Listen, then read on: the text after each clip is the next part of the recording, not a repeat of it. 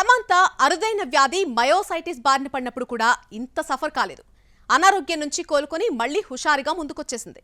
అయితే 2024 మిగిల్చిన బాధనే మర్చిపోలేకపోతోంది శామ్.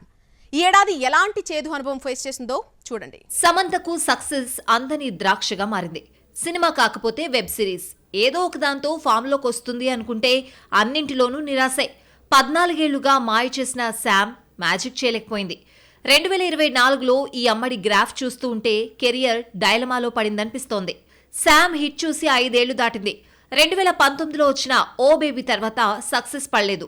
మధ్యలో యశోద పర్వాలేదనిపించిన శాకుంతలం ఈ అమ్మడి ఇమేజ్ ను డ్యామేజ్ చేసింది.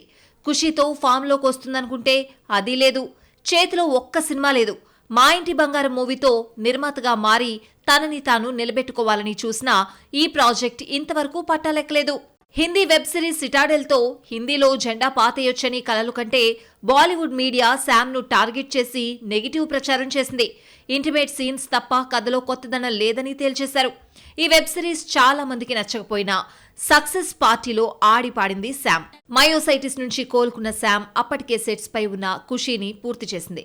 22లో తమిళ చిత్రం కేఆర్కే యశోదతో వచ్చిన సమంత, 23లో శాకుంతలం, ఖుషీ రిలీజ్ అయ్యాయి. అయితే ఈ ఏడాది ఒక్క సినిమాతో కూడా కనిపించలేదు. 2010లో ఏ మాయ చేసేవేతో తెలుగులోకి వచ్చిన శామ్ ప్రతి ఏడాది 1-2 సినిమాలతో వస్తూనే ఉన్నా ఈ ఏడాది మాత్రం మోహం చాటేసింది. ఈ ఏడాది సమంత సినిమా ఒక్కటి రాలేదన్న పేరే గాని ఎప్పుడూ ఏదో ఒక ఈవెంట్తో కనిపిస్తూనే ఉంటుంది. ఇన్స్టా వేదికగా గ్లామర్ వీడియోలు పోస్ట్ చేసింది.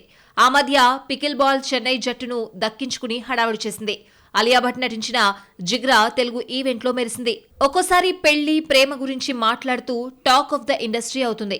ఇలా ఎంత సందడి చేసినా ఇన్స్టా ఫాలోవర్స్ ను పెంచుకున్నా ఈ ఏడాది వెండితెరను మిస్ చేసుకుంది సమంత.